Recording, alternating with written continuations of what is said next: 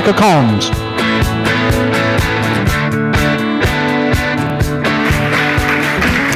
Hello, thank you for coming to our very first Engage event here in DC. I've been here since Sunday. This is my third event, saving the best for last, absolutely. And so I've been answering the question, what do you do all week? And I always say, I have the best job. I get to talk to really smart people doing really cool things.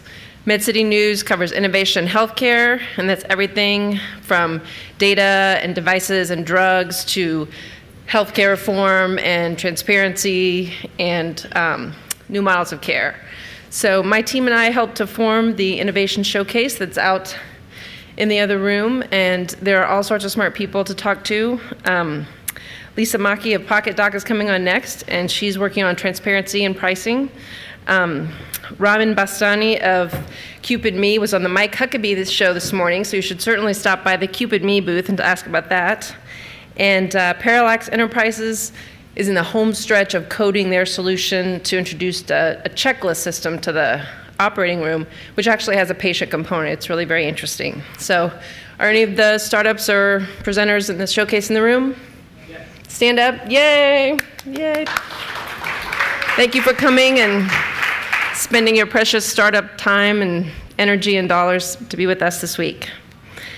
So Lisa Maki is next. She is from PokitDok, and she is going to talk about how her company and her efforts is changing the black hole of healthcare costs into a gold mine of opportunity. So Lisa Maki is next.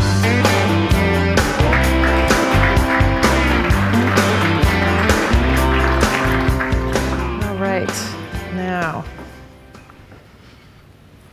here we go. Hi, I'm Lisa Maki, and I am the CEO of PokitDok. We're a health marketplace. We connect people directly to providers to shop for treatments and services, very often for a cash price. But really, I'm not going to talk a lot about PokitDok. I'm going to talk about some issues around PokitDok, but my job today is to spend 5 minutes presenting a different idea, something to kind of get our creative juices flowing for the rest of the conference. If you, like I've been here most of the week, and the conversation is absolutely, overwhelmingly about the shift of the cost of care to the consumer. Now, and that's a very big problem, that we want to manage that problem, we want to address it, we want to reduce it. But for the next couple of moments, I want to turn that perception on its head.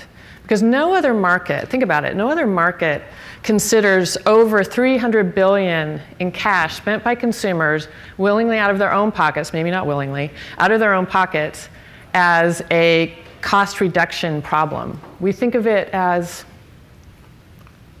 a revenue opportunity. So just for the purpose of discussion, what if we were to think about it that way for consumer out-of-pocket spend for health? For example, instead of putting all our energy into reducing those costs, what if we put all of our energy into creating the best possible health consumer shopping experience? Now, I know that sounds a little pedestrian, but I'm doing that on purpose because shopping implies some critical things. It implies that I know who I'm paying my money to, what I'm paying for, how much it costs, and whether or not I'm getting a value for my dollar. Now, I realize this is not appropriate for critical care. That's what my high deductible plan is for. But for a vast majority of the rest of the things I do on a regular basis, it is. I'm out there, I have a high deductible plan. I'm out there actively shopping for my primary care, my mammogram, the knee replacement that I need because I did too many sports in college, and colonoscopies because now I'm over 50. So for that, it is appropriate. Now this is a really different way of thinking about healthcare access and delivery. I mean, right now, that's not the conversation we're having. We're having conversations about capitation, not health consumer segmentation. Why would a consumer want to spend more for the same procedure with one provider over another? same reasons we do in any other industry. Get better service, more convenience, options, things that are important to me but may not be important to the person next to me, because in a consumer-driven health economy, one size actually doesn't fit all. So it didn't used to be that way. When it was more free for us as consumers, we could be treated as a unit of one. We weren't really worried about the price, and it was okay to serve the same, basically same services in the same way to all of us.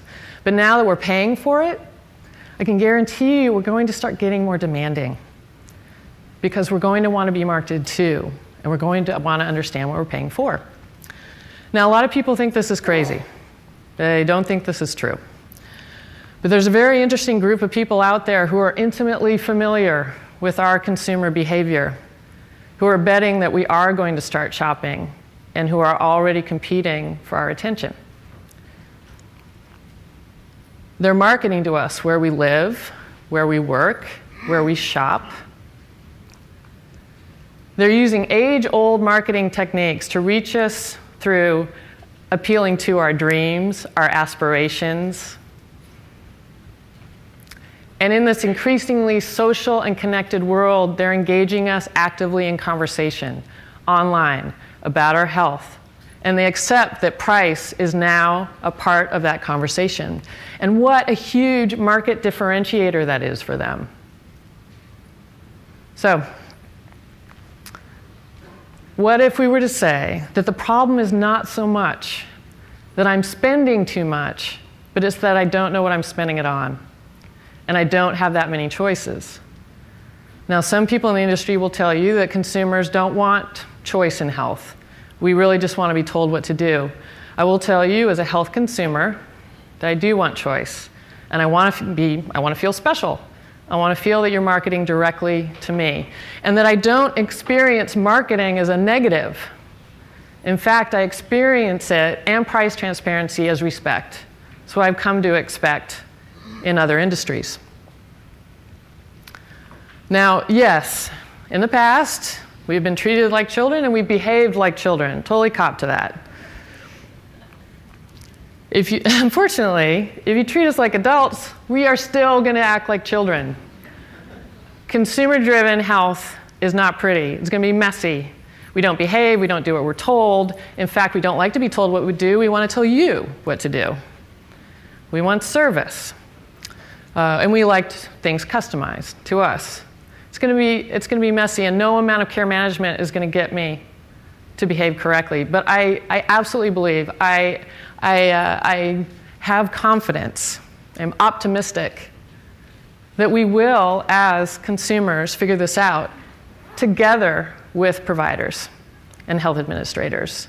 That if you let market forces take hold in the health economy, that it will actually do what it's supposed to do.